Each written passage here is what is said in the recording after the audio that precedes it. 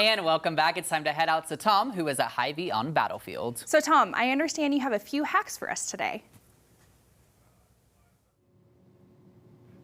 We do indeed. Of course, I'm just the middle person. Audrey here, the registered dietitian here at Hy-Vee.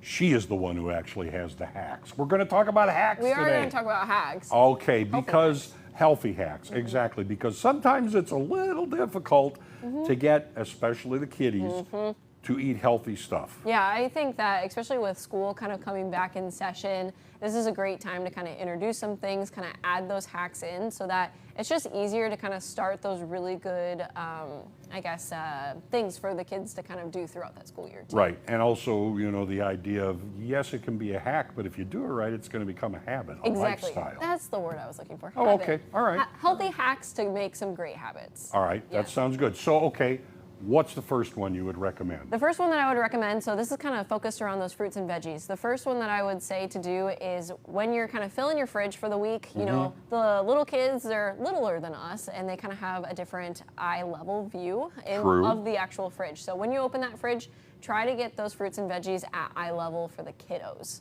All right, that makes sense. That's what they're going to see.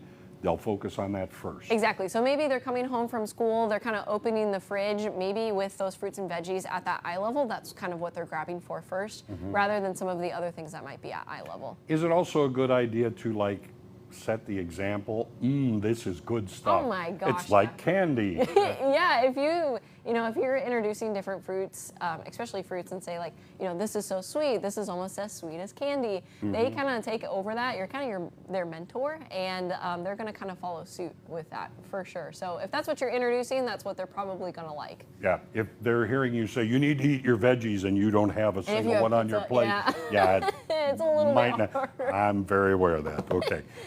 You also a smoothie station. You recommended that. Yeah. So with a smoothie station, maybe in the mornings your kids just aren't, really feeling going to school. They just want a little bit more excitement, maybe in the morning or even an after-school snack too, or even on the weekends. You can kind of set up a smoothie bar where they get to pick the fruits that they want in their actual smoothie. So maybe you're doing a Greek yogurt, you're doing a milk, and then maybe they're picking berries, or maybe you have an option for like pineapple or mangoes. Putting them more in control of what they can pick is going to mean that they're probably going to like it a lot more because they are picking those items. Okay, now, all right, part of the problem, and when you say, with the refrigerator, sometimes they don't last as long. You find, that doesn't look good anymore. Can you switch, can you go to canned and frozen and things like that? Is that going to give you goodness too? It is. So you could do canned fruit, just make sure it's in 100% juice or water, just not in that cocktail kind of mix, that syrup mix. Or you can do that frozen section too for those fruits and veggies. This is going to mean that it's just going to last obviously a lot longer because they're in your freezer. You can take out kind of what you want and leave the rest in the freezer too. So it just makes it a little bit more convenient. This makes it nice too. Sometimes it's a little bit cheaper when fruit isn't in season per se. You can kind of get that frozen section. I know I've made smoothies before with cauliflower in it, and it's actually really good. So if you're ever looking to kind of sneak in those vegetables, you can kind of do it through pasta sauces or even those smoothies sometimes. Well, you do it right sometimes. You never taste it. Exactly. It's in there, but it's... Okay, also want to remind people about fuel savers and the savings they can get, in your health area. Yes, yeah. I know every Wednesday in August we're doing 10% off our health market. So if you're ever interested in trying some new products, a great time to get kids in where they can kind of pick out some new products too.